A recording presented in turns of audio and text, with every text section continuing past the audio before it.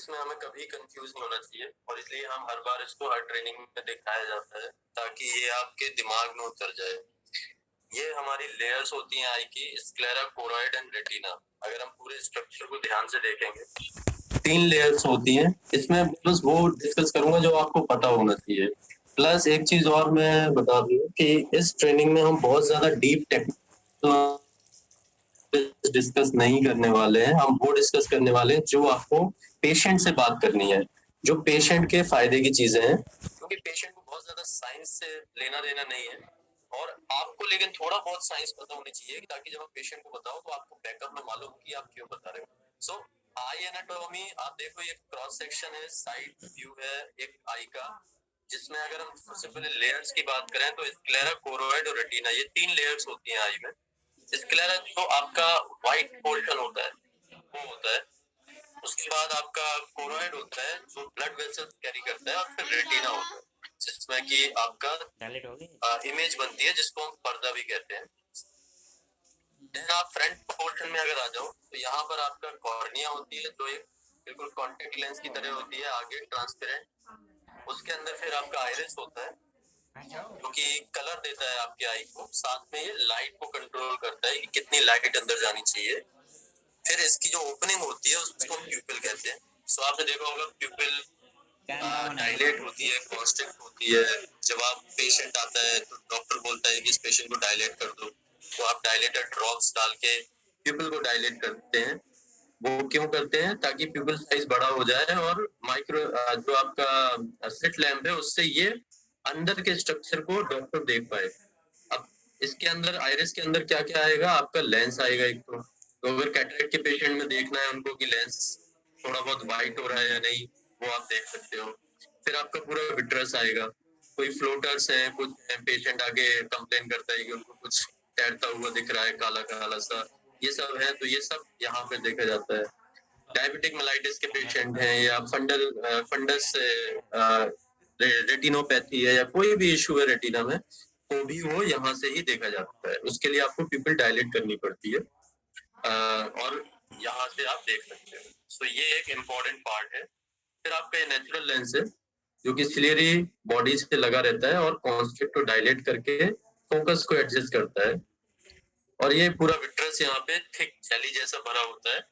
And then आपका यहाँ पे रेटिना में एक पार्ट होता है जिसको हम कहते हैं मैकुला, और मैकुला के अंदर एक पार्ट होता है जिसको हम कहते हैं फोबिया, और फोबिया सेंट्रलिस उसके अंदर होता है जिसमें इमेज बनती है।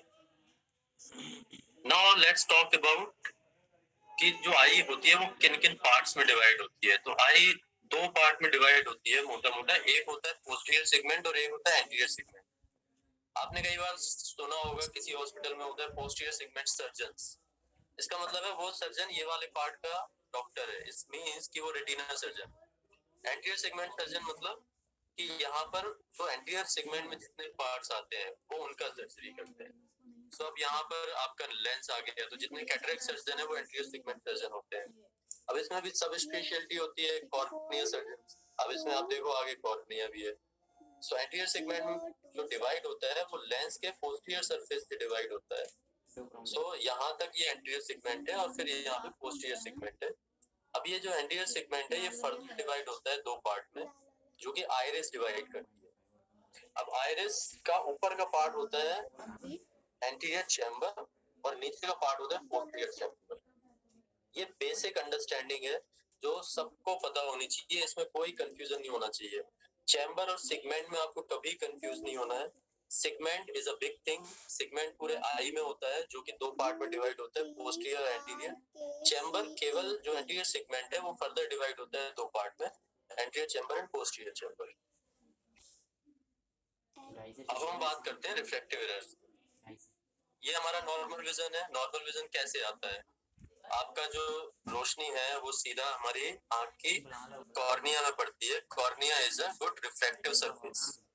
सो वो रिफ्रैक्टिव सरफेस का मतलब है कि जितनी लाइट कॉर्निया में पड़ी वो सारी की सारी कॉन्स्ट्रिक्ट होके वो फोकस हो जाती है एक जगह, लेकिन फाइन ट्यून नहीं हो पाती है। सो कॉर्निया ने फोकस तो कर दिया लाइट काफी सारा, लेकिन फाइन ट्यून करने के लिए यहाँ पर बीच में फिर होता है लेंस। ये लेंस उसको फाइन ट्यून करके यहाँ पे फोकस बना देता है and that is called retina. Retina के मैक्यूला में, जो मैंने आपको अभी दिखाया था स्ट्रक्चर। सो आपको क्रिस्प एंड क्लियर विजन दिखता है। अब अगर पेशेंट को है नियर साइटेडनेस या मायोपिया, सो वहां पर जनरली वो होता क्यों है, क्योंकि आई बॉल का साइज नॉर्मल से थोड़ा सा बड़ा हो जाता है और उसमें जो दूर के ऑब्जेक्ट है वो आपको धुंधले नजर आने लगते हैं। ये जनरली जब बच्चे स्कूल्स में जाते हैं और उनको बोर्ड में चीजें दिखना कम हो जाती हैं, तब उनको एहसास होता है कि उन्हें मायोपिया है। ये वैसे बाय बर्थ होता है और ये धीरे धीरे बढ़ता भी है एक एज तक। ये चीजें अगर आप रिफ्रैक्टिव काउंसलिंग कर रहे हो तो ये आपकी बाइबल है, ये आपको रटा होना चाहिए कि ये कैसे काम करता है। सो इसीलिए हम कहते हैं कि अगर कोई 12 साल में आया और बोला मेरा लैसिक कर दो, तो नहीं हो सकता, क्योंकि आपको मालूम है ये अभी बढ़ेगा। क्यों बढ़ता है ये चीज, क्योंकि आई बॉल का जो साइज है वो बढ़ता रहता है। अब आप देखो ये नॉर्मल से वैसे ही बड़ा हो चुका है। अब ये पेशेंट मान लो ये 12 साल का है, तो अभी ये हो सकता है यहाँ से यहाँ पहुंच जाए जब ये 18 का हो, और ऐसी कंडीशन में ये पावर और बढ़ जाएगा। अब यहाँ पे पावर क्यों बढ़ रहा है वो हम समझ लेते हैं। मायोपिया करेक्ट कैसे करेंगे। अब अभी आप देखो ये मायोपिया है, इसमें ये आईबॉल है जो नॉर्मल से बड़ा हो गया है, सारी रोशनी यहाँ पे गई, कॉर्निया से टकराई और सारी कन्वर्स होके ये लेंस पे गई। लेंस ने फाइन ट्यून किया, फोकस बनाया, लेकिन फोकस यहाँ नहीं बन पाया। क्यों नहीं बन पाया, क्योंकि लेंस में उतना पावर नहीं था कि वो फोकस यहाँ बनाए और आईबॉल नॉर्मल से बड़ा हो चुका था। अब हमें हमारा टारगेट क्या है, हमारा टारगेट है इन रेज को हम इस पॉइंट से इस पॉइंट पे ले जाएं। उसके लिए हमें करना पड़ेगा डाइवर्स। दो दो चीजें हो सकती हैं रेज में, या तो कन्वर्स करो या डाइवर्स करो। अब ये जो सीधी रेज आ रही है इनको कॉर्निया तो कन्वर्स कर रही है, ठीक है, आपका नेचुरल लेंस भी कन्वर्स कर रहा है, लेकिन वो उनका एक पावर है, वो चेंज नहीं होता। सो वो जो कन्वर्जन है वो प्रॉपर नहीं हो रहा है कि वो यहाँ पे फोकस बने, वो पहले ही बन जा रहा है। तो हमें करना है डाइवर्स। डाइवर्स करने के लिए हम इसमें लेंस लगाएंगे, कॉनकेव लेंस। ये माइनस के लेंस होते हैं, बीच में पतले किनारे मोटे होते हैं, और ये लेंस में जब लाइट पड़ती है तो ये यहाँ पे डाइवर्जन कर देते हैं, और ये डाइवर्जन आगे प्रोपोगेट होता है और ये फोकस यहाँ पे बन जाता है। यही काम कॉन्टेक्ट लेंस में होता है अगर आप कॉन्टेक्ट लेंस लगा रहे हो। सो ये इस तरीके से मायोपिया करेक्ट हो जाता है। अभी हम केवल चश्मे की बात कर रहे हैं, अभी हम सर्जरी पे नहीं आए। देन हम बात करेंगे हाइपरमेट्रोपिया, जो कि इसका जस्ट अपोजिट है। इसमें जो फोकस है वो बन रहा है नॉर्मल रेटिना से बाहर, क्योंकि इसमें आईबॉल नॉर्मल से छोटा है, और इसके लिए हमें चाहिए कन्वर्जिंग लेंस। कन्वर्जिंग लेंस होते हैं प्लस पावर के, और ये बीच में मोटे होते हैं, किनारे पतले होते हैं, और इससे हम इसको हाइपरमेट्रोपिया करेक्ट कर सकते हैं। एस्टिग्मेटिज्म में मल्टीपल फोकल पॉइंट बनते हैं, और ये कॉर्निया और या फिर लेंस की शेप की वजह से होता है। या तो कॉर्निया और लेंस दोनों का शेप खराब है या किसी एक का खराब है।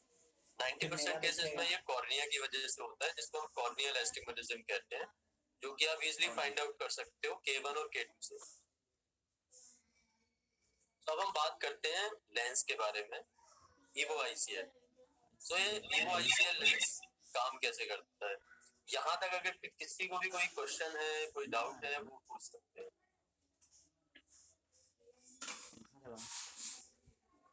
ओके, सो आगे बढ़े। ठीक है, ओके। सो लेंस कैसे काम करता है वो हम देखते हैं। सबसे पहले हम बात करते हैं चश्मा उतारने की। अभी आप देखो, आपने वो समझ लिया कि ये चश्मा लगा क्यों है। या तो पेशेंट को मायोपिया है, या पेशेंट को एस्टिग्मेटिज्म है, या पेशेंट को हाइपरोपिया है, या इनका मिक्स है। मिक्स मतलब मायोपिया विद एस्टिग्मेटिज्म है, हाइपरोपिया विद एस्टिग्मेटिज्म है, या केवल एस्टिग्मेटिज्म है, या केवल मायोपिया है, केवल हाइपरोपिया है। ये कंडीशंस होती है। सो जो ऑप्टोमेट्रिस्ट है उन्हें पता है प्रिस्क्रिप्शन कैसे बनता है एंड ऑल। सो हम उस पे तो हमें डिस्कशन यहाँ पर ये इस क्लास में हम उसका नहीं करेंगे। अभी हम केवल इन जनरल बात करते हैं कि चश्मा हमें लगा हुआ है, अब वो चश्मा हमें हटाना है, और हमें कॉन्टेक्ट लेंस भी नहीं लगाने। तो नाउ व्हाट। सो आपके दो तीन तरीके हैं। पहला, या तो आप लेंस बेस्ड प्रोसीजर कराओ, या फिर आप कॉर्निया बेस्ड प्रोसीजर कराओ। अब कॉर्निया बेस्ड प्रोसीजर में आपको थोड़ा सा बता देता हूँ ताकि फिर हम इसमें आएंगे। ये लेंस बेस्ड प्रोसीजर है। कॉर्निया बेस्ड में लेजर बेस्ड प्रोसीजर होते हैं, जिसमें क्या करना पड़ता है हमें, हम लेजर से कॉर्निया के शेप को चेंज करते हैं, और कॉर्निया का शेप जो चेंज होता है तो उसमें पावर करेक्शन आ जाता है। अब वो उसको हम कॉर्निया टोपोग्राफी कहते हैं, जब हम करते हैं पेंटागन या ऑर्बिट स्कैन से, और फिर टोपोग्राफी के बेसिस पे हम मशीन डिसाइड करती है कि कहाँ से कितना एब्लेशन करना है। सो अगर मैं बहुत लेमन लैंग्वेज में बात करूं तो हम क्या कर रहे हैं, हम कॉर्निया की जो मोटाई है उसको कम कर रहे हैं। अब वो कम कैसे करते हैं, कॉर्निया में 5 लेयर्स होती है। कॉर्निया की जो लेयर्स की अगर हम बात करें तो सबसे पहले एपिथेलियम होती है। एपिथेलियम ऐसी लेयर है कि अगर चोट लग जाए या वो हट जाए एपिथेलियम तो वो वापस से बन जाती है, वो रीजनरेट हो जाती है। एपिथेलियम वैसा होता है जैसे हमारी स्किन एपिथेलियम होती है, आपको खरोच लग जाती है तो आपका घाव भर जाता है 8-10 दिन में, या कई बार जल्दी भी, वैसे ही हमारे अंदर होता है। सो एपिथेलियम जो लेयर है वो लेयर को हम एक कैप की तरह उठा देते हैं, क्योंकि हमें पता है वो दोबारा से बन जाएगी। उसको हम कहते हैं फ्लैप क्रिएशन। सो फ्लैप हमने बनाया, हमने एक माइक्रोकेरेटोम होता है या फेम्टो होता है, उससे हमने फ्लैप बनाया, फ्लैप को उठाया। एपिथेलियम और बाउवेंस बहुत पतली है, उसका कोई सिग्निफिकेंस नहीं होता। उसके नीचे होता है स्ट्रोमा। स्ट्रोमा जो है वो 90% थिकनेस कवर करता है। सो 90% थिकनेस है तो आप उस थिकनेस को कम कर सकते हो। तो हम स्ट्रोमल लेयर को करते हैं एब्लेट, मतलब हमने जो मोटाई है उसकी कम करी, और उसके बाद हमने उस फ्लैप को वापस रिपोजिशन कर दिया, तो वो करेक्शन आ जाता है। लेकिन उसकी कुछ लिमिटेशंस है। लिमिटेशंस ये होती हैं कि आप जो उसकी थिकनेस कम कर रहे हो उसका एक लिमिट है। आप ये नहीं कि आप कॉर्निया को बहुत पतला कर दो, कॉर्निया बहुत पतली हो जाएगी तो केराटोकोनस हो सकता है पेशेंट को, कॉर्नियल इक्टेशिया हो सकता है, ड्राई आई हो सकती है, बहुत सारे इश्यूज हैं। सो एक हम नॉर्मल बैग रखते हैं और उसी को हम कहते हैं कि पेशेंट लैसिक के लिए सुटेबल है या सुटेबल नहीं है। सो लैसिक रिजेक्ट क्यों होते हैं पेशेंट, वो होते हैं because of their corneal thickness, कि अगर कॉर्निया में एक सफिशिएंट थिकनेस है तो ही लैसिक होगा, वरना नहीं होगा। अब लैसिक में बहुत सारे टाइप हैं, कॉन्टूरा है, स्माइल है, हम उस पर हम बहुत ज्यादा डिस्कशन में नहीं जाएंगे बिकॉज ये आईसीएल का क्लास है। सो हम आईसीएल की बात करते हैं, ये लेंस कैसे काम करता है। अब लेजर बेस्ड के अलावा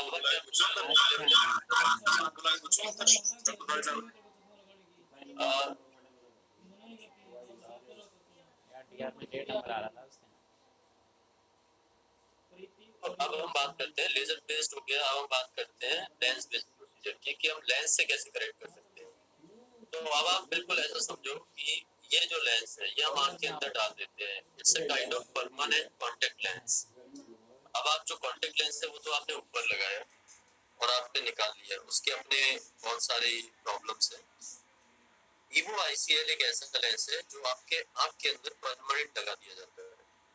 अब परमानेंट उसको कहाँ पर लगाया जाए कि वो सामने से बिल्कुल भी दिखे ना, और लॉन्ग टर्म के लिए कोई दिक्कत ना हो, और कैसा मटेरियल उसका होना चाहिए कि अगर लेंस 20 से 25 साल तक पेशेंट की आंख में है तो उस मटेरियल में कोई इश्यूज ना हो। आपने देखा होगा कॉन्टेक्ट लेंस क्या है, कॉन्टेक्ट लेंस आपने जो ऊपर लगाया वो आप हार्डली कुछ टाइम यूज कर पाते हो कि वो खराब हो जाता है, क्यों, बिकॉज ऑफ मटेरियल। आप कोई भी मटेरियल अगर आंख के अंदर डाल रहे हो तो it should be very highly biocompatible. So ये 2-3 चीजें हमें देखनी है कि कहाँ पर डालना चाहिए जहाँ पेशेंट को, सामने वाले को दिखेगा। क्योंकि अगर सोचो आप किसी से बात कर रहे हो और आपको उसका लेंस नजर आ रहा है, जो कि आपने अगर कैटरेक्ट पेशेंट डील करते हो तो जिनको एसी लेंस लगा होता है तो आपने कभी कभी ये नोटिस भी किया होगा, और वो काफी ज्यादा मतलब अजीब सा लगता है। सो वो कॉस्मेटिकली अच्छा नहीं है। इसीलिए सबसे पहले हम पोजीशन की बात करते हैं कि ये लेंस कहाँ डलता है। It is position behind the iris. जो हमारी आइरिस है, आइरिस के पीछे ये डाला जाता है। इस इमेज से आप देखो साफ साफ दिख रहा है ये कहाँ पर डला हुआ है। ये आइरिस के पीछे लगा दिया जाता है और नेचुरल लेंस के ऊपर। तो ये बीच की जो जगह है जिसको हम कहते हैं सल्कस, सल्कस या पोस्टीरियर चैम्बर। अभी आप याद करो जो मैंने चैम्बर्स बताए थे वो मैंने इसीलिए बताए थे, एंटीरियर चैम्बर, पोस्टीरियर चैम्बर। सो पोस्टीरियर चैम्बर में नेचुरल लेंस के ऊपर और आइरिस के पीछे इस लेंस को पोजीशन कर दिया जाता है। अब ये जगह बहुत सेंसिटिव है। सेंसिटिव क्यों है, क्योंकि नीचे नेचुरल लेंस है और नेचुरल लेंस में कोई भी फॉरेन ऑब्जेक्ट डायरेक्टली टच नहीं होना चाहिए। तो इस लेंस की इसीलिए साइजिंग बहुत मैटर करती है कि आप किस साइज का लेंस डाल रहे हो ताकि ये टच ना हो। प्लस इसका शेप ऐसा होता है कि ये टच नहीं होता। ओके, सो ये हम इम्प्लांट कर रहे हैं पोस्टीरियर चैम्बर में, जिसकी वजह से ये कंप्लीटली इनविजिबल होता है किसी को भी। सामने कोई भी खड़ा है, अगर आपको लेंस डला हुआ है तो कोई नोटिस नहीं कर सकता कि आपको लेंस डला है। This is one stop solution for all kind of reflective. जब मैं बात करता हूँ all kind of, it means कि हर तरीके का पावर इससे करेक्ट हो सकता है। लेसिक में लिमिटेशन है कि आप -6, -7, -8 इससे ज्यादा नहीं जाओगे, लेकिन इसमें ऐसा नहीं है।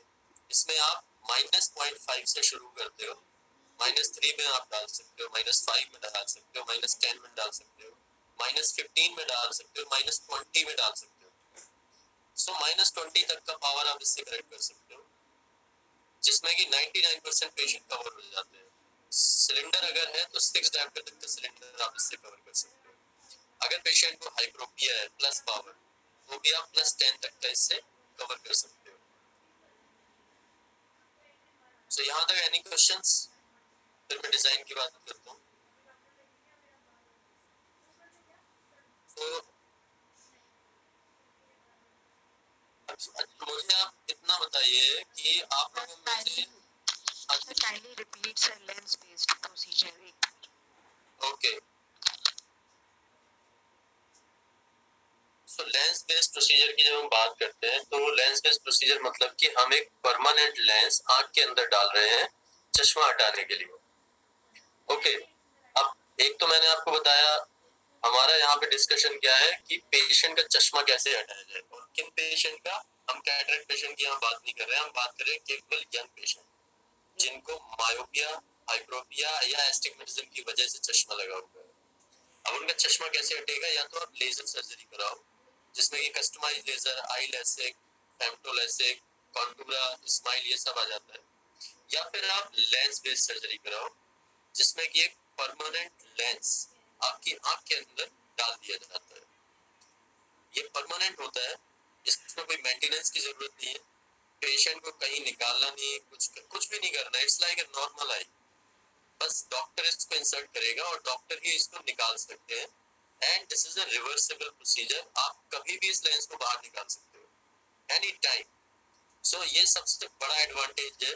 पेशेंट का मूड नहीं है, कुछ भी है, उसको मान लो दूसरा प्रोसीजर कराना है, उसको कल को कैटरेक्ट सर्जरी करानी है, कोई और एडवांस लेंस आ गया है वो डलवाना है, आप 6 महीने बाद निकलवा लो, आप 6 साल बाद निकलवा लो, आप 20 साल बाद निकलवा लो, लेंस वैसे ही का वैसे ही बाहर आ जाएगा। सो लेंस बेस्ड प्रोसीजर में क्या होता है, हम एक लेंस जो कि एक स्पेशली डिजाइन लेंस होता है, उसका डिजाइन मैं आगे डिस्कस करूंगा, उस लेंस को हम पोस्टीरियर चैम्बर में डाल देते हैं। पोस्टीरियर चैम्बर जो मैंने आपको चैम्बर्स बताए थे आपकी आई बॉल में, जो आपका एंटीरियर सेगमेंट है उसमें आइरिस के पीछे ये लेंस फिट कर दिया जाता है।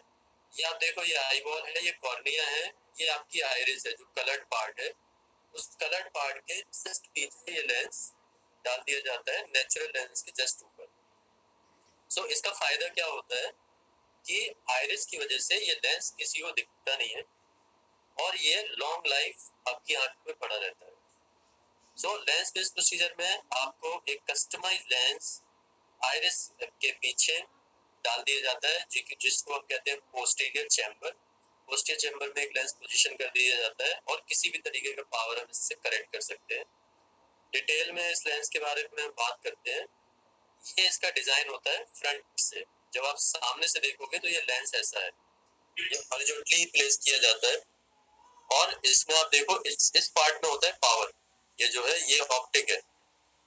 अब इसमें क्या क्या होता है, इसमें आपका ऑप्टिकल जोन होता है जिसमें मैंने बोला पावर होता है, फिर आपका एक सेंटर में होल होता है 360 माइक्रोन का, जो कि एक्वस फ्लो के लिए होता है, क्योंकि आपका जो एंटीरियर चैम्बर है उसमें एक लिक्विड भरा होता है जो कि सारे पार्ट्स को नरिशमेंट देता है, जो कि जहां ब्लड वेसल्स नहीं जा पाती। तो जो एक्वस ह्यूमर है उसको, उसका एक फ्लो का रास्ता है, वो पोस्टीरियर चैम्बर से निकलता है और एंटीरियर चैम्बर में चला जाता है, उसका वीडियो में आगे दिखाऊंगा आपको। सो ये लेंस उसमें हेल्प करता है कि अगर ये छेद है बीच में तो वो फ्लो नहीं रुकेगा, तो पेशेंट को किसी भी तरीके का प्रेशर, हाइक और ये सब नहीं होगा। 2 पेरिऑप्टिक होल्स होते हैं, हैप्टिक होता है इसमें, और 2 पोजिशनिंग होल होते हैं जो सर्जन के मतलब के हैं जब वो इम्प्लांट करते हैं लेंस। एंड ये 4 फुट प्लेट्स होती हैं जो कि लेंस को स्टेबल करती है। अगर आप सामने से देखोगे तो ये लेंस ऐसा दिखता है। आपको सामने ये फ्रंट है, अगर साइड से करते जाओगे लेंस को तो ये इस तरीके का साइड प्रोफाइल होता है। अब आप साइड अगर देखोगे तो ये जो लेंस है ये इस तरीके का है, मतलब एक धनुष के आकार का है।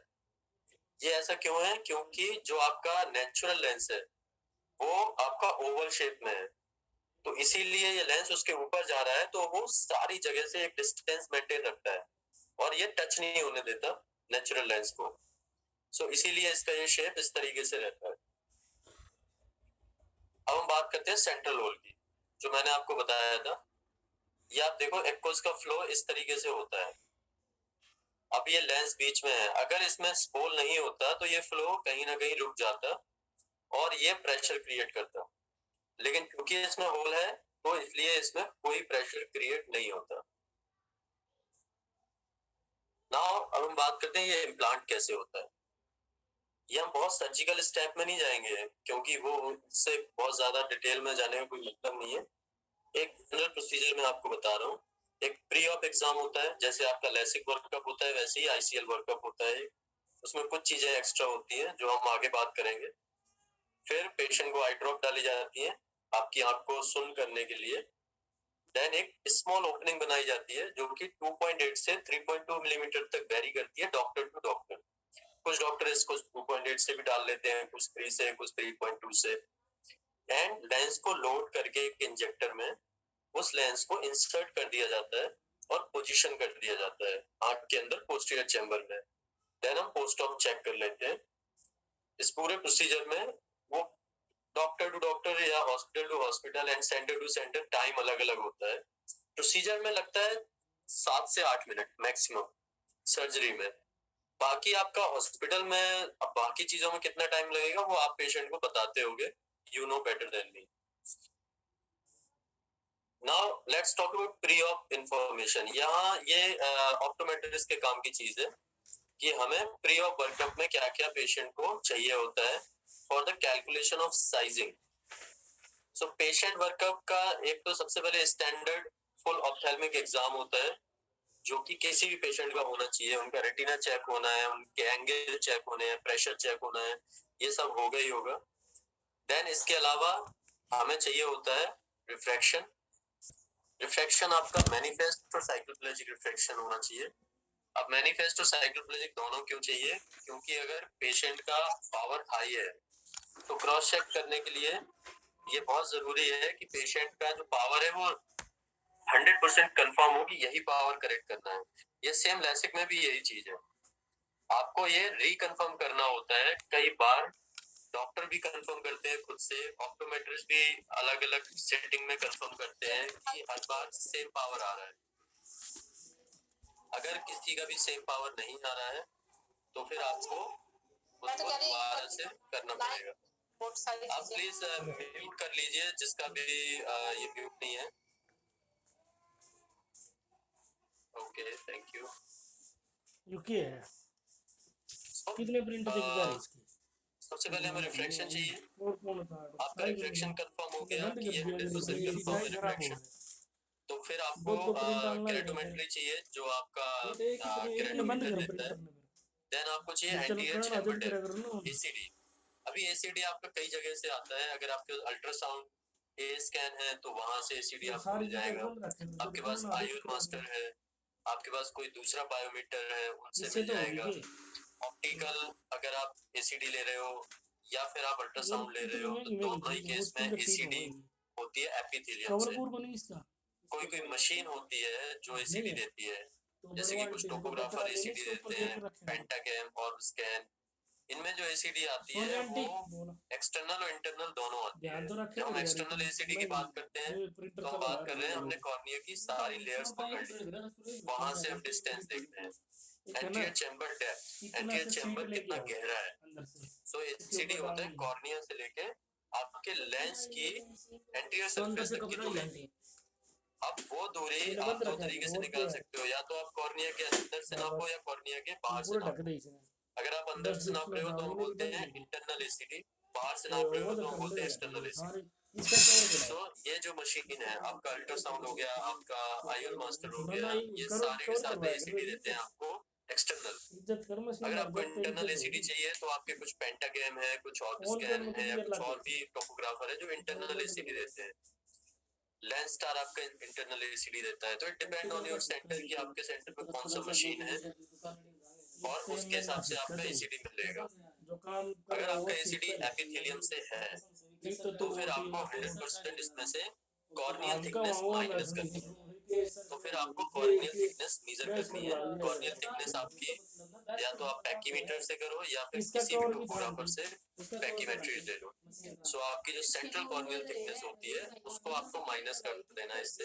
अब मान लीजिए कि आपका एसीडी आया 3.4 millimeter, एकदम which is हानो from वो epithelium. भाई ये काम कर ले Now you want अगला it कर from the देना endothelium. So what you will do? You will just deduct the pachymetry. Now your pachymetry is, for example, it is 500 micron. आपका 3.4 मिलीमीटर में 500 माइक्रोन आपको माइनस करना है।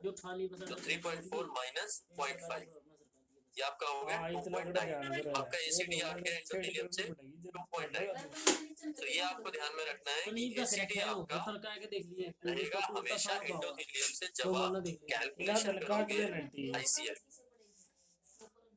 आपका कॉर्नियल थिकनेस मैंने आपको बताया। देन एक तीसरा इंपॉर्टेंट पार्ट होता है, वो होता है white to white. White to white आपका जनरली कुछ यो देखियो जगह प्रिंटर मशीन से के होता है, लट की तरह कुछ खड़ा जगह कर रखे सर्जन सही करो मेजर इनमें करते हैं, एक्स्ट्रा कुछ चीज जगह सारी कॉर्नर। डस्टिंग हो आइडियली ही ये नहीं दोनों होना चाहिए कि आप ये देख डिजिटल तेरा आगे कैलिपर होगा से खुद से करें अंडर यो माइक्रोस्कोप। यो कोई खिड़की वाला कमरा है वाइट टू वाइट उसको मेजर करते हैं और वो पेशेंट आ साथ में गिर उसको रहा क्रॉस चेक करें किसी मशीन से। जो मशीन है आपकी वो पेंटागैम है जिसमें वाइट टू वाइट आता है, HVID के नाम से होता है, horizontal visual iris diameter, HVID। ये वाइट टू वाइट है। कई बार किसी किसी मशीन में कॉर्निया लिखा होता है, depend on your version of your machine. Cornea का मतलब भी वाइट टू वाइट है और किसी किसी मशीन में डायरेक्ट वाइट टू वाइट लिखा होता है। सो जिस भी मशीन का आप ले रहे हो आप वाइट टू वाइट लो, साथ में डिजिटल कैलिपर से वाइट टू वाइट लो, उसको क्रॉस चेक और वैलिडेट करके एक फाइनल वाइट टू वाइट आपको कंपनी को भेजनी है। डॉक्टर साहब ने देखे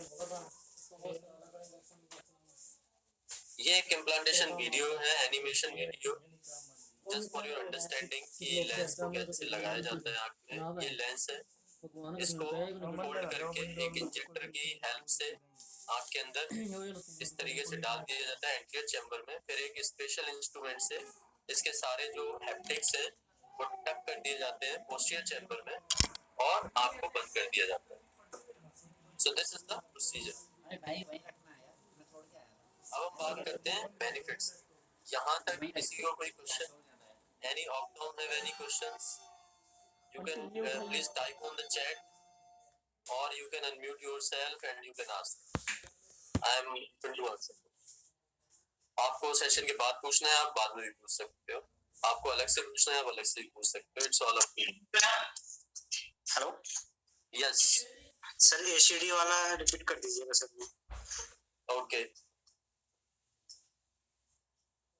तो एनसीडी की हम बात कर रहे थे कि एंटीरियर चैम्बर डेप्थ जो होती है हमारी, एंटीरियर चैम्बर डेप्थ क्या होता है कि सबसे पहले तो हम बात करते हैं बायोमेट्री की। बायोमीटर में आप पेशेंट का बायोमेट्री जब करते हो वो करते हो कैलकुलेशन ऑफ आईएल पावर, उसमें हमारा एसीडी आ जाता है। एसीडी होता है anterior chamber depth, anterior chamber कितना गहरा है, मतलब कि कॉर्निया से लेके आपका नेचुरल लेंस के एंटीरियर सरफेस तक की दूरी। अब यहाँ पर हमें ये देखना होता है कि ये जो दूरी है ये कॉर्निया की पूरी थिकनेस को हमने कंसीडर कर लिया है या फिर हमने नहीं किया है। अब अगर हमने कंसीडर कर लिया है तो वो हम कहते हैं कि ये एपिथेलियम से है, और अगर नहीं किया है तो वो कहते हैं एंडोथेलियम से है। सो ये कैसे होता है? ये आपके पास जो मशीनें हैं जनरली हमारे पास होती है अल्ट्रासाउंड ए स्कैन या फिर हमारे पास होता है ऑप्टिकल ए स्कैन, आईओएल मास्टर 500 और 700 इन जनरल। फिर कभी कभी कुछ और मशीनें भी हैं, जैसे लेंसदार हो गया बायोमीटर में, या फिर आई थिंक बायोमीटर में यही मशीन है। फिर आपके कुछ टोपोग्राफर हैं जो एसीडी दे देते हैं, जैसे कि आपका पेंटागैम में एसीडी आता है, आपका ऑर्बिस्कैन में एसीडी आता है। तो मैं मशीन के हिसाब से आपको बता देता हूँ कि अगर आप मान लीजिए कि आईओएल मास्टर यूज कर रहे हो 500, या फिर आप अल्ट्रासाउंड ए स्कैन यूज कर रहे हो, तो आपका एसीडी एपिथेलियम से ही आएगा, उसमें मेंशन होता है। ठीक है, इसमें 100% एपिथेलियम से आएगा, और इससे आपको 100% माइनस करना है पैकीमेट्री। अब पैकीमेट्री होती है माइक्रोन में, एसीडी होता है मिलीमीटर में। तो आप मान लो आपका पैकीमेट्री 500 माइक्रोन आया और आपकी एसीडी है 3.4 मिलीमीटर। मैं कह रहा हूँ कि 3.4 मिलीमीटर से 500 माइक्रोन आप घटा दो। तो पहले आप 500 माइक्रोन को मिलीमीटर में कन्वर्ट करोगे। सो जब 500 माइक्रोन को मिलीमीटर में कन्वर्ट करोगे तो वो हो जाएगा 0.5 मिलीमीटर। सो 3.4 मिलीमीटर से 0.5 हम घटाएंगे तो आ जाएगा 2.9 मिलीमीटर। ये है हमारी ACD from endothelium. Okay, so ये हमें चाहिए होती है ACD from endothelium. Rumana Patel, आपने हैंड रेज किया है, any questions you are having? Yes, sir. बताइए। Sir, आप can you please reverse the slide जहाँ पर आपने anterior and posterior chamber दिखाया, segment दिखाया था? अच्छा, एक मिनट रुको।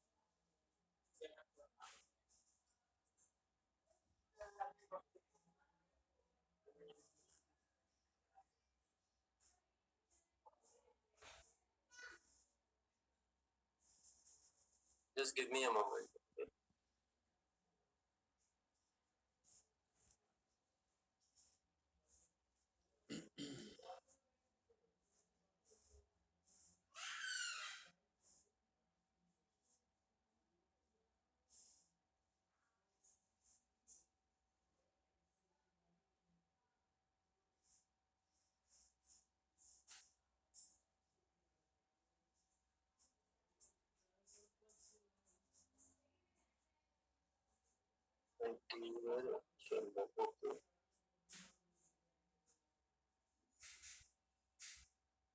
ये विजिबल है आपको?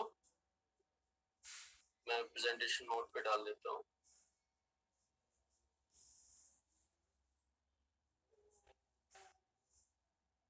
My screen is visible? Yes, sir. Sir, अभी हम जो बात कर रहे थे, that was about anterior chamber depth. Correct. According to this picture, इसके अंदर anterior chamber depth is from cornea to iris, and from iris to lens it is posterior chamber. So okay, so यहाँ पर क्या होता है कि ये अब हम थोड़ा depth की बात की है, anterior chamber की बात? आप ऑप्टोम है या काउंसलर है? ओके, सो हम थोड़ा और डिटेल में बात करते हैं इस बारे में। You will have better understanding for it. हम एंटीरियर चैम्बर डेप्थ की बात कर रहे हैं। अब ये है पिक्टोरियल डायग्राम, ठीक है। जब हम बात करते हैं एक्चुअल आई की, तो ये थ्योरेटिकल स्पेस है जो आपको इस लाइन में दिख रहा है। प्रैक्टिकल स्पेस यहाँ पर नहीं होता। और मशीन कैसे मेजर करती है ये डेप्थ? मशीन ऐसे मेजर करती है कि यहाँ पर एक साउंड वेव आती है। अगर हम अल्ट्रासाउंड बायोमीटर की बात करते हैं, एक साउंड वेव हम यहाँ पे प्रोब लगा के क्रिएट करते हैं। पेन जैसी प्रोब आपने देखी होगी, आप खुद करते हो ये स्कैन, तो आप टच करते हो प्रोब को, और वो यहाँ पे आप स्क्रीन में देखते हो तो कुछ ग्राफ से बनते हैं ऐसे ऐसे, राइट। सो जो पहला वेव आता है उस साउंड की वजह से, साउंड वेव की वजह से जो पहला वेव आता है वो आता है कॉर्निया से। अब वो कॉर्निया का पहले वो एंटीरियर वाला सरफेस का वेव आएगा, पोस्टीरियर का आएगा, फिर उसके बाद वेव नीचे हो जाता है क्योंकि नीचे यहाँ पर क्या भरा हुआ है, एक्वस ह्यूमर। फिर अगला वेव आएगा इस चीज का, जो आपका लेंस का एंटीरियर सरफेस है। उसके बाद अगला वेव आएगा लेंस के पोस्टीरियर सरफेस का, और फिर अगला आएगा आपका रेटिना का। इसको मैं आपको एक और डायग्राम से बताता हूँ, उससे आप बेटर अंडरस्टैंडिंग आएगी।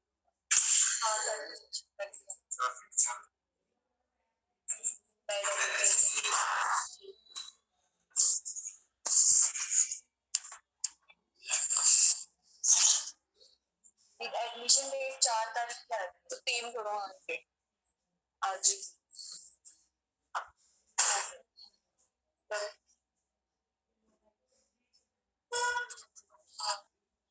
नीचे करना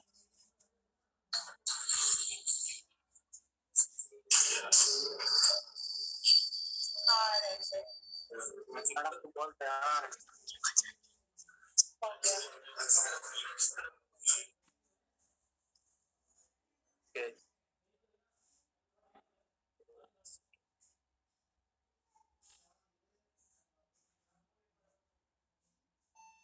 ये आपको दिख रहा है यहाँ पे स्कैन, आप देखो यहाँ पे ये एक स्कैन रिपोर्ट है, ऐसे ही दिखता है ना आपको, राइट। अब यहाँ पे देखो आपने प्रोब को टच किया तो आपकी प्रोब ने यहाँ पे एक वेव उठाई, दूसरी वेव आती है कहाँ पे, anterior surface of the lens यहाँ पे टच करते हैं, तीसरी वेव आती है जब posterior surface of the lens यहाँ पे टच करते हैं, और फिर आती है रेटिना वाली image wave, correct. Anterior chamber depth calculate होती है इस वेव से लेके इस वेव तक की दूरी, मतलब आपकी कॉर्निया से लेके anterior surface of the lens.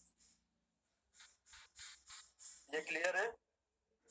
Sir but उसमें दोनों ही इंक्लूड हो गया ना, anterior and posterior chamber both. बिल्कुल दोनों इंक्लूड हो जाते हैं, बट उसको हम एसीडी ही कहते हैं, उसको हम एसीडी ही कहते हैं, ओके ठीक है। आप मेडिकल टेक्नोलॉजी में हम उसको क्योंकि पोस्टीरियर चैम्बर केवल रिसर्च में यूज होती है, हमारी कैलकुलेशंस में यूज नहीं होती, वो यूज हो और उसके लिए अलग मशीन्स होती हैं। जो हमारे ये नॉर्मल ए स्कैन है ये एंटीरियर चैम्बर डेप्थ के बेस पर ही हम आगे के कैलकुलेशंस करते हैं। सो पोस्टीरियर चैम्बर एक होता जरूर है, बट उसमें कोई डिस्टेंस ऐसी नहीं होती जो सिग्निफिकेंट हो, इसलिए हम उसको अलग से कंसीडर नहीं करते। प्लस कोई मशीन भी ऐसी नहीं है जो हमें पोस्टीरियर चैम्बर का अलग से कोई कैलकुलेशन दे। और चूंकि ये साउंड वेव के उस पे आधारित है, साउंड वेव पे, और साउंड वेव हमें जो देती है एंटीरियर चैम्बर डेप्थ, उसमें पोस्टीरियर चैम्बर इंक्लूड होता है। ओके, सो हमें एसीडी चाहिए होती है यहाँ से, इसका मान लीजिए कि ये कॉर्नियल थिकनेस है तो हमें अंदर से चाहिए होती है, आपका जो स्कैन है ये बाहर से देता है। अगर आपका पेंटाग्राम है तो आप पेंटाग्राम में एक चीज देख लेना कि वहां लिखा रहता है EXT या फिर INT। अगर EXT ACD लिखा हुआ है इट मींस ये एक्सटर्नल ACD है और उससे आपको पैकीमेट्री माइनस करनी है। अगर उसमें लिखा हुआ है INT मतलब ये इंटरनल ACD है, इसमें ऑलरेडी डिडक्ट होके आ रही है। It depend on your setting of your machine, it can be external, it can be internal, same with the Orbiscan also in case if you are using। so ये हमारा हो गया। now हम आगे चलते हैं।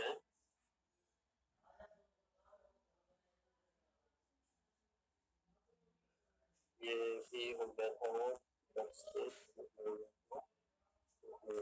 any other questions from the calculation part from any optometrist? ये सारा जब आप वर्कअप कर लेते हो तो वो वर्कअप आप भेजते हो to the company person and they calculate it, और इस कैलकुलेशन के बाद एक मॉडल और एक साइज सिलेक्ट होता है with the help of our calculator, और उस साइज का लेंस आपको सप्लाई किया जाता है। अब हम बात करते हैं पेशेंट्स के बेनिफिट के बारे में कि पेशेंट्स को बेनिफिट्स क्या क्या हैं, क्योंकि ये चीजें आपको एक्सप्लेन करनी है ड्यूरिंग योर काउंसलिंग। तो ICL के बेनिफिट्स क्या हैं? सबसे पहली चीज, अगर कोई भी मटेरियल आप आंख के अंदर 20 से 30 साल के लिए डालने वाले हो तो you have to be double sure about the material safety. So material कितना बायोकम्पेटेबल है ये बहुत इंपॉर्टेंस रखता है। एंड ये जो लेंस है इसकी जो सक्सेस है it is because of the material only. Material जो है इसका it's a proprietary polymer material. When I see proprietary polymer material it means कि this is exclusively only in Star ICL। ये पॉलीमर मटेरियल है जो कि एक कॉम्बिनेशन से बना होता है कोलेजन और पॉलीमर। कोलेजन एक प्रोटीन होता है। अब उसके बहुत फायदे हैं। फायदे क्या क्या हैं? सबसे पहले ये जो लेंस है ये बहुत ही सॉफ्ट और प्लायबल है। सो सॉफ्ट होने की वजह से it is very easy to implant in the eye and it feels like natural, क्योंकि ऐसा लगता ही नहीं है कि आपके अंदर कुछ गया है। It's very very thin lens. दूसरा, इट इज हाईली बायोकम्पेटेबल। पॉलीमर जो है, because of the polymer material it feels natural and works with the harmony of natural light। मतलब आँख के अंदर जितनी भी चीजें चल रही हैं उसमें ये किसी भी चीज में डिस्टरबेंस क्रिएट नहीं करता, कोई एलर्जिक रिएक्शन क्रिएट नहीं करता, कोई इन्फ्लेमेशन क्रिएट नहीं करता। And third, UV protection. It will give a excellent UV protection to the patient because of its polymer material। अब हम बात करते हैं ये जो पॉलीमर है ये बनता कैसे है। कोलेजन प्रोटीन होता है which is part of our body. इसको हम पॉलीमराइज करते हैं कोपॉलीमर में। अभी जो पॉलीमर होता है वो HCAMA पॉलीमर होता है, इसके साथ हम मिला के इसमें एक स्पेशल मटेरियल बनाते हैं व्हिच इज कॉल्ड पॉलीमर। इसकी खास बात क्या है एक और, कि पोस्ट ऑप बहुत ही क्वाइट आई होती है। Quite I in the sense कि जैसी सर्जरी होती है, सर्जरी के नेक्स्ट डे पेशेंट में इन्फ्लेमेशन लेंस की वजह से बिल्कुल भी नहीं होगा। कोई सेलुलर रिएक्शंस, फ्लेयर्स, ये सारी चीजें नहीं आती हैं पेशेंट की आंख में पोस्ट ऑपरेटिवली।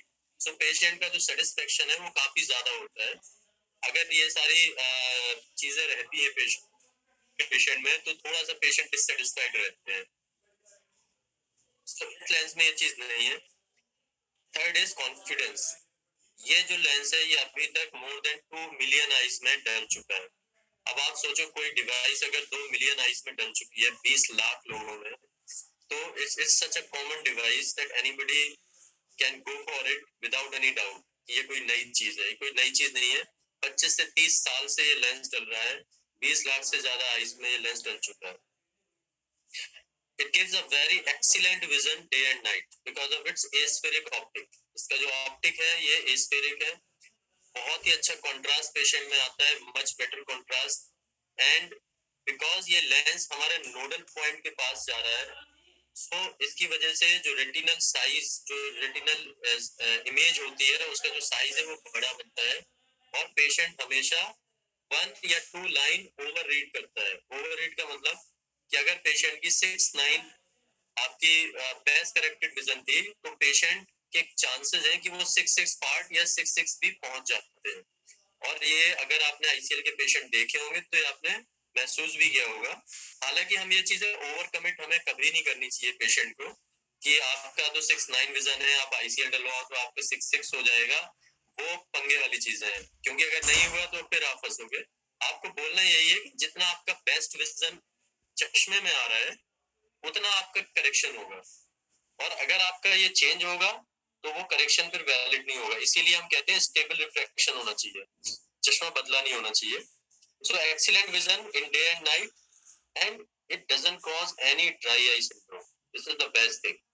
सो नो ड्राई आई। क्यों? क्योंकि हम कॉर्निया को तो छेड़ ही नहीं रहे हैं। ड्राई आई कॉर्निया की वजह से होती है। सो कॉर्निया से रिलेटेड कोई भी प्रॉब्लम इस लेंस में नहीं होगी। Another advantage, reversible। It's an additive and removable procedure। मतलब हम कुछ भी अंदर आंख से निकाल नहीं रहे हैं बाहर, हम केवल एक लेंस बीच में डाल रहे हैं और हम कभी भी उसको बाहर निकाल सकते हैं। So it's a 100% reversible procedure। तो जो फ्यूचर ऑप्शंस हैं वो आपके लिए खुले रहते हैं। You will always have a peace of mind। आपको कोई टेंशन नहीं है, आपको जब चाहिए आप हॉस्पिटल आओ। पेशेंट एज अ पेशेंट मैं बता रहा हूँ कि आपको जब मन हो आप हॉस्पिटल आओ और आपको चाहिए आप डॉक्टर को बोलो कि मुझे अब ये लेंस नहीं चाहिए मेरी आंख में, उसी टाइम ये लेंस निकाल के बाहर हो जाएगा। लैसिक में ये एडवांटेज पेशेंट को नहीं मिल पाता है, बिकॉज एक बार कॉर्निया एब्लेट हो गया तो फिर वो वापस नहीं आता, तो वो रिवर्सेबल नहीं है। But this is 100% reversible procedure. Very quick and fast recovery, 20 to 30 minute का प्रोसीजर है, और सेकेंड टू या फिर थर्ड डे पेशेंट अपना रूटीन एक्टिविटीज में जा सकता है। बाकी आपके हॉस्पिटल के प्रोटोकॉल हैं वो आपको फॉलो करने हैं, वो जैसा भी आपको सजेस्ट करें। सो कंपैरिजन अगर मैं करूं लैसिक से PRK से, ऑलमोस्ट के कंपेरेबल है। कुछ चीजों में आईसीएल बेटर है, कुछ चीजों में लेसिक बेटर है, तो वो एक अलग डिबेट है, हम उसमें जाएंगे नहीं। अब अगर आपको देखो लेंस को रिवर्सिबिलिटी है अगर देखें प्रोसीजर की, तो वो केवल आईसीएल में है, वो लेसिक पीआरके में नहीं होती। आपने एक बार कॉर्निया की थिकनेस कम कर दी, आप बढ़ा तो नहीं सकते, बहुत सीधी सी बात है, बट इसको आप कभी भी निकाल सकते हो। एक पावर की लिमिटेशन है लेसिक में कि आप -7 -8 तक जाओगे, इससे ऊपर नहीं जा सकते, क्योंकि पेशेंट को फिर कॉर्नियल इक्टेशिया या फिर आपको केराटोकोनस के खतरा बढ़ने लगता है, इसलिए आप उसमें फिर आईसीएल में ही जाते हो। तो यहाँ पर आप कम पावर में डालो, आप ज्यादा पावर में डालो, आप किसी में भी डालो, इसमें कोई इशू नहीं है। बाकी सारे 20 से 30 मिनट के प्रोसीजर हैं। लेसिक में थोड़ा और कम टाइम लगता है, लेस इन्वेसिव है, आपका ऊपर से ही प्रोसीजर हो जाता है, ये लेसिक के अपने फायदे हैं। So who is the right candidate for the LASIK? सबसे पहला criteria during counseling you have to observe strong desire to be free from contacts or glasses. ये केवल आईसीएल के लिए नहीं, ये LASIK के लिए भी है। सबसे पहले तो उनकी इच्छा होनी चाहिए कि उन्हें चश्मा हटवाना है, वरना वो पेशेंट सेटिस्फाइड ही नहीं रहते। आप काउंसलिंग कर करके उन्हें बोल भी दोगे ना कि आप हटवा लो ना, ये चश्मा क्यों लगाए हुए हो, और वो उस समय मान भी गए और बिना मन के करा भी लिया सर्जरी, तो भी वो रोते रहेंगे कि मेरे को मजा नहीं आ रहा, वो चश्मे में ज्यादा अच्छा था। Because there are few people who are very comfortable in the specs. So वो हमें देखना है कि patient should have a strong desire to be free from contacts and glasses. Age criteria, एक मिनिमम एज 18 साल वैसे होती है, बट कई बार ऐसा होता है कि आपका 18 साल में अगर स्टेबल हो गया तो आप कर सकते हो, नहीं तो 21 से 60 ये डॉक्यूमेंटेड एज है। Okay, somebody has raised the hand. Any questions? Please ask. Yes, sir. I wanted to ask the same thing. हाँ जी sir, good evening, Satyaprakash Shukla बोल रहा हूँ सर, आपटम। हाँ जी, सर मेरा छोटा सा क्वेश्चन है, जो एसीडी है मिनिमम कितनी एसीडी पर और कितना नंबर आईसीएल हम इम्प्लांट या सर्जिकल कर सकते हैं? तो एसीडी मिनिमम हमें चाहिए 2.8 मिलीमीटर, 2.8 मिलीमीटर फ्रॉम एंडोथेलियम। अगर एंडोथेलियम में 2.8 से नीचे है एसीडी, जैसे कि आप मान लो आपकी ए स्कैन में निकली 3.3, आपका पैकीमीटर कह रहा है कि 600 का पैकीमीटर है, वो है कॉर्नियल थिकनेस, तो फिर आप जब माइनस करोगे तो वो 2.8 से काफी नीचे चली जाएगी, तो ऐसे पेशेंट में आईसीएल हम नहीं डालेंगे। तो एसीडी क्राइटेरिया मिनिमम 2.8 मिलीमीटर और अबव, और पावर करेक्शन आप -20 तक इस लेंस में कर सकते हो। ओके, तो सर हम ऐसे कैलकुलेट जैसे कैसे करते हैं कि -20 या -15 मुझे डालना है, तो उसमें मिनिमम मुझे कितना चाहिए? या सो कैलकुलेशन जो होता है, ये देखो ये एक एल्गोरिदम है जो कैलकुलेटर में एम्बेडेड है। सो एल्गोरिदम ट्रिग्नोमेट्रिक फार्मूलाज के बेस पे काम करती है, जिसमें कि कंसीडरेशन होता है आपका एसीडी का, आपका वाइट टू वाइट का, क्योंकि वो डिसाइड करती है effective lens position. Effective lens position आगे पीछे होने की वजह से भी पावर बदलते हैं। यस, फिर आपका जो आपका रिफ्रैक्शन में स्फीयर आया है, सिलेंडर आया है, उन दोनों का कंबाइंड इफेक्ट कितना आ रहा है, ओके, उसके हिसाब से फिर सिलिंड्रिकल करेक्शन है या विदाउट सिलिंड्रिकल करेक्शन आप ले रहे हो। तो जब भी आप कैलकुलेटर हमारा अगर खोलोगे तो उसमें आपको ये सारी परम्यूटेशन कॉम्बिनेशन वाली चीजें दिखती हैं, और उसमें आप खुद से भी चेंजेस कर सकते हो कि आपको रेजिडुअल रिफ्लेक्शन कितना चाहिए, आपको पेशेंट को हल्का सा मायोप रखना है, हाइप्रोप रखना है, आपको एकदम एमेट्रोपिया टारगेट करना है, तो ये सारी चीजें उस कैलकुलेटर में आती है। मैं एक अलग से भी सेशन ले सकता हूँ जो केवल ऑप्टोमेट्रिस्ट के लिए होगा, जिसमें कि कैलकुलेशन पार्ट हम डिस्कस कर सकते हैं in detail, and I can show you the demonstration of calculator also. So I can ask Rahul, he will arrange another session for the optometrist, exclusively for optometrist, जिसमें हम केवल और केवल calculation part हम discuss करेंगे pre of workup का, कि हमें कैसे कैसे क्या क्या चीजें ध्यान में रखनी है, और मैं आपको कैलकुलेटर का एक्सेस भी बताऊंगा कि कैसे आप खुद से उसमें चेंजेस कर सकते हो। Okay sir, thank you so much. So age criteria जो मैंने आपको बताया, हालांकि ये 60 इयर्स तो वो कैटरेक्ट वाली एज हो गई, but this is recommended age. इसमें से किसी भी एज में अगर पेशेंट है तो it is safe to use this procedure. Stable refraction for more than 1 year, this is very important. अगर रिफ्रैक्शन स्टेबल नहीं है, चश्मे का पावर बदला है पेशेंट का, तो फिर पेशेंट को आपको काउंसलिंग करना पड़ेगा, या तो आप रुक के कराओ, और अगर आप करा रहे हो तो you should be ready for it, कि अगर आपका चश्मा बदला तो you can not blame surgeon, hospital और लेंस, क्योंकि ये इंटरनल एनाटॉमी है। अगर वो चेंज हो रही है तो उसमें आप लोग कुछ नहीं कर सकते, उसमें हम लोग कुछ नहीं कर सकते। स्टेबल रिफ्रैक्शन, देन आपका एसीडी, जो आपका अभी क्वेश्चन आया, ACD should be more than 2.8 millimetre. इस डायग्राम में बहुत क्लियर दिख रहा है कि एसीडी फ्रॉम एंडोथेलियम में जो बात कर रहा था वो क्या था। इसमें एसीडी आप देखो, ये जो तीर मेरा दिख रहा है, इसमें ऊपर से ए स्कैन लेता है, इस वाली सरफेस से लेके यहाँ तक। अब ये जो डिस्टेंस है हमें चाहिए यहाँ तक, जो आपको यहाँ पे दिख रहा है एसीडी, तो हमें ये कॉर्नियल थिकनेस को हटाना पड़ेगा। सो ये वाली जो लेंथ है ये 2.8 मिनिमम होनी चाहिए।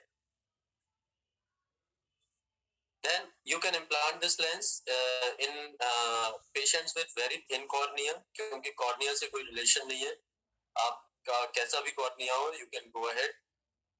ड्राई आई सिंड्रोम अगर पेशेंट को है पहले से, या आपको जरा से भी सिम्टम्स लग रहे हैं शिमर टेस्ट से, तो भी आप उस पेशेंट में आईसीएल लगा सकते हो।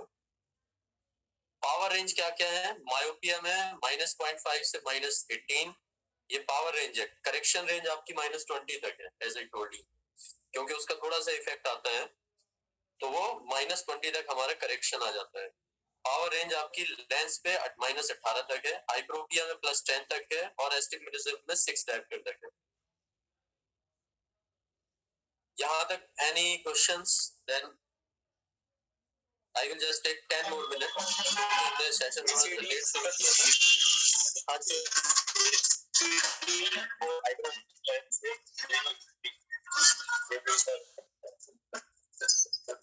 हाँ, अगर हाइप्रोपिक पेशेंट है तो एसिडिटी जो है वो मिनिमम 3 मिलीमीटर होनी चाहिए। वो कस्टमाइज अप्रोच है। जब भी एक स्पेशल कोई पेशेंट आता है तो उसके लिए बहुत सारे डिसीजंस होते हैं जो आपको, डॉक्टर को एंड कंपनी पर्सन को मिलके लेने होते हैं कि इस पेशेंट में क्या करना है क्या नहीं। बट इन जनरल जो रूल्स हैं वो हम आपको बता रहे हैं। नाउ हम एक बात करते हैं कि पेशेंट का जो जर्नी है वो कैसे होता है। आपके पास आईसीएल पेशेंट या लेसिक पेशेंट आते कैसे हैं? सबसे पहले पेशेंट अवेयर होता है कि उसको चश्मा हटवाना है तो उसे क्या करना है, और आज की डेट में हर कोई एक ही चीज करता है, वो करता है गूगल सर्च। सबसे पहले उसको भी मूड बनाता है कि उसे चश्मा हटवाना है, फिर वो पूछता भी है जिसने हटवाया है कि तुमने कैसे हटवाया था, कहाँ पर गए थे, क्या हुआ था। बहुत सारी चीजें सोशल मीडिया में कुछ हॉस्पिटल्स को फॉलो करते हैं जहां से उनका मन है या जो उनकी पेरीफेरी में है। रेडियोज में जो एड्स वगैरह आती हैं, शोज आते हैं, उनको सुनते हैं, पॉडकास्ट सुनते हैं। उसके बाद उनमें इंटरेस्ट लगता है कि हाँ मुझे हटवाना चाहिए, और ज्यादा फिर वो रिव्यूज देखते हैं उस हॉस्पिटल के जो पेशेंट ने डाले होते हैं कि मैंने चश्मा हटवाया था और मुझे काफी अच्छी सर्विसेज मिली, मेरा चश्मा हट गया। उसमें नेगेटिव रिव्यूज भी होते हैं जो वो ध्यान से पढ़ते हैं। तो यहाँ पर you have to be very careful, क्योंकि Google reviews are the things जो कि आप के कंट्रोल में नहीं है। गूगल रिव्यूज ना तो आप डिलीट कर सकते हो किसी के भी, आप ही का पेज बनाए गूगल में हॉस्पिटल का, और उसमें अगर मैंने रिव्यू डाला तो वो केवल और केवल मैं डिलीट कर पाऊंगा, आप लोगों में से कोई भी उसे हटा नहीं सकता। आप सोचो वो आपका पेज है गूगल का तो आप उसको कुछ भी करोगे, ऐसा नहीं है। तो अगर मैंने उसमें नेगेटिव रिव्यू डाला वो भी वहां रहने वाला है, पॉजिटिव डाला तो भी रहने वाला है। इसीलिए पेशेंट से हमें, जब भी हम डील करते हैं पेशेंट को, we have to be very careful. और अगर कोई पेशेंट खुश है, देखो एक रूल हमेशा याद रखना, you can not make everyone happy. Patient दुखी होके जाते हैं, उन किसी किसी पेशेंट का बेसिक नेचर ही होता है रोना, वो आएंगे रोएंगे, वो ठीक है। But 99% patients they are happy. और आप उन हैप्पी पेशेंट का अगर टेस्टिमोनियल या रिव्यू डलवाने के लिए बोलते हो उनसे, जो भी आपको लगता है आपने सर्जरी कराई आईसीएल की and they are very happy, तो आप उनको बोल के वो एक बार बोल दो कि if you are happy with services of our hospital please post a review. तो आपकी जो ब्रांच का जो गूगल है उसमें आप उनको उसी समय बोलो कि आप मोबाइल पे आपको डालना नहीं आता तो I can help you out. आप उनके गूगल मैप में जाके बस आपको उनका गूगल वो अपना हॉस्पिटल का पेज सर्च करना है, और जो भी पेज आएगा उसमें पोस्ट रिव्यू डालना है। आप उनको फिर दे दो कि आपको जो टाइप करना है आप कर दो, जो भी आपको अच्छा लगे। लेकिन you have to be very careful कि जो पेशेंट है वो सेटिस्फाइड होना चाहिए। अगर वो सेटिस्फाइड नहीं है तो वो उल्टा भी लिख देगा। सो सेटिस्फाइड है आप उसको बोलो। और अगर आपने मान लीजिए कि 100 आपके पॉजिटिव रिव्यूज हैं और 5 लोगों ने उसमें कुछ उल्टा लिखा है, तो वो कंपनसेट होता है और वो रियल भी लगता है। 100 के 100 पॉजिटिव भी नहीं हो सकते। लेकिन अगर आपने नहीं डलवाए तो रिव्यू जो फोर्सफुली डालते हैं वो रिव्यू होते हैं जो नेगेटिव होते हैं। ये हमेशा याद रखो। पॉजिटिव रिव्यू बहुत लोग खुश होके बहुत कम लोग डालते हैं रेयर, लेकिन वो आपको डलवाने पड़ेंगे। पॉजिटिव रिव्यू आपको डलवाने हैं, नेगेटिव पेशेंट खुद डालेगा। सो आपकी उन दोनों में वो तराजू में तौला जाएगा। जो भी प्रोस्पेक्ट है वो दोनों का देखेगा कि पॉजिटिव ज्यादा है नेगेटिव ज्यादा है। नेगेटिव ज्यादा है patient will not come, 100% will not come. I am telling you. छोटी जगह है तो उसमें और ज्यादा ये चीजें रिफ्लेक्ट होती हैं। आपका रिवाड़ी हो गया, आपके कोई भी ऐसी जगह जो छोटे छोटे जो टाउन्स है उसमें तो गिने चुने डॉक्टर्स हैं।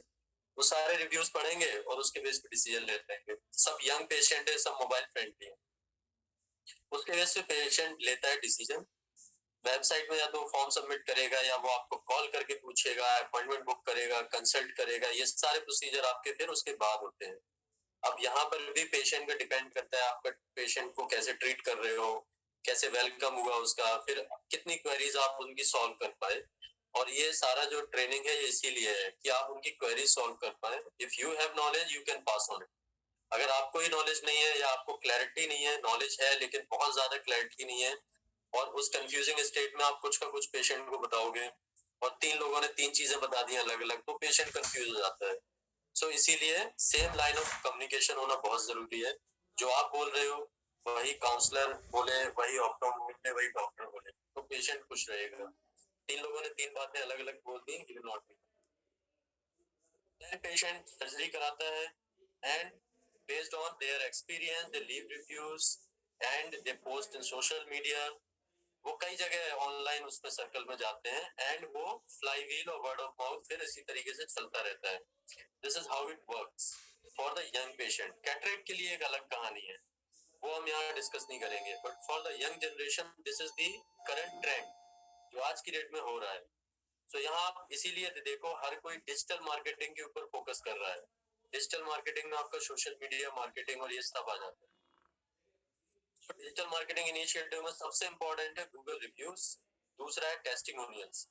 पेशेंट के आप टेस्टिमोनियल्स लेने की कोशिश करो, वीडियो टेस्टिमोनियल्स दो with the permission of the patient. Consent होता है एक ऑनलाइन कंसेंट, कहीं से भी आप पीडीएफ डाउनलोड करके उनसे साइन करा लो तभी आप पोस्ट करो, वरना मत करो। आप रिटन टेस्टिमोनियल ले लो, पेशेंट से 2 लाइन लिखवा लो उनका एक्सपीरियंस कैसा था। सबसे बेस्ट है गूगल रिव्यू, जो मेरा पर्सनल मानना है। ये it works like crazy. You imagine मुझे एक सर्जरी करानी है, ठीक है। अब मैं इमेजिन करता हूँ कि मैं हल्द्वानी में रहता हूँ। अब हल्द्वानी में मेरे कम से कम 10 ऑप्थेल्मोलॉजिस्ट हैं, लेकिन मेरे घर के पास आईक्यू है। मैंने सर्च किया, मैंने उसमें देखा 14,000 review. Can you imagine 14,000 reviews. उससे एक चीज मुझे क्लियर हो गई कि ये हॉस्पिटल बहुत पुराना है, पहली चीज। अब मैं उस रिव्यूज में जाऊंगा, सबसे पहले उसमें फिल्टर होता है। फिल्टर में मैं जाके देखूंगा मोस्ट क्रिटिकल और नेगेटिव रिव्यूज होते हैं। वो मैंने देखा 14,000 में से केवल 300 हैं जो क्रिटिकल हैं, बाकी सारे अच्छे हैं। इट मीन्स कि ऑल एंड ऑल तो ये बढ़िया हॉस्पिटल है और मैं जाऊंगा वहां पे। अब इसी का रिवर्स हो या उसमें बहुत सारे गलत हो या फिर उसमें रिव्यू ही ना हो, तो फिर इन सारी चीजों का एक नेगेटिव इम्पैक्ट भी जाता है और पेशेंट कई बार डिसीजन चेंज करता है और आपके दूसरे हॉस्पिटल के अगर आपसे ज्यादा रिव्यू होंगे तो वो वहां जाएंगे। This is how it works. आपके जो सोशल मीडिया चैनल्स हैं they should be very strong कि you need to keep on posting the patients, patient की जर्नी, उनके टेस्टिमोनियल्स, उनके डॉक्टर के testimonials, educational videos for the patients. This is all you need to post in your social media web pages and आपकी website. तो इसके लिए एक अलग टीम है, वो काम कर रही है। जो आपके हाथ में है वो ये पहले के 2 हैं। जब आप काउंसलिंग करते हो पेशेंट को, this is very easy for you guys to ask them to post a review. So इसके अलावा स्टार की तरफ से भी we have a website for the patient in.discovericl.com। इस वेबसाइट में है, this is a QR code for the website. इस वेबसाइट में सबसे बढ़िया चीज क्या है कि डॉक्टर पेशेंट कैन फाइंड